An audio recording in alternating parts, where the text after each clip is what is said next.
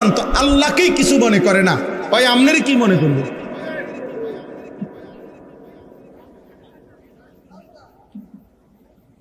ও তার সৃষ্টিকর্তাকে কিছু মনে করে না, পালনকর্তাকে কিছু মনে করে না।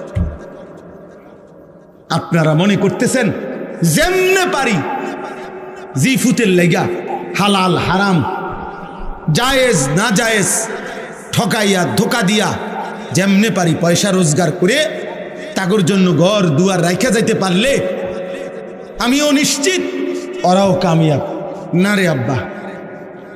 মানুষের প্রকৃত পরিচয় ঈমানের কাছে, মানুষের প্রকৃত পরিচয় আখলাকের কাছে, আখলাকের কাছে। আপনারা যারা উপার্জন করেন আপনারাও পাগল হয়ে গেছেন, আপনাদের টাকা দরকার শুধু, যার কারণে এটা সুদের হোক, এটা কিস্তির হোক, যেমনে হোক আমার টাকা লাগবে, আমার ফুদ বিদেশ পাঠাবো, আমি বাইক বিল্ডিং করব, আমি ঘরে ফার্নিচার কিনবো, আমি ঘরে টেলিভিশন কিনতে হবে, আমার টাকা দরকার। অতএব কিস্তি হোক, সুদ হোক, লোন হোক, যেমনে পারো টাকা লাগবে। সুদের টাকা দিয়া, কিস্তির টাকা দিয়ে যে সংসার গড়লেন, এই সংসার মানুষ হবে? কথা বলেন না কেন? বলে প্রতিবাদ করেন।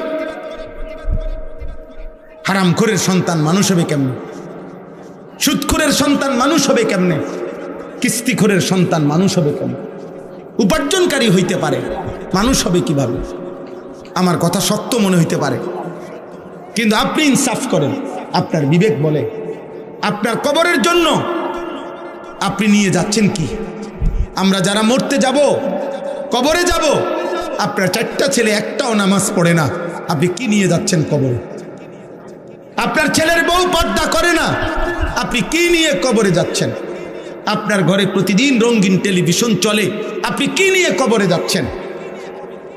আপনি সুদের টাকায়, কিস্তির টাকায়, লোনের টাকায় বিভিন্ন রকমের এনজিও তাদের কাছ থেকে টাকা নিয়ে আপনি আপনার ফ্যামিলি চালাইতেছেন।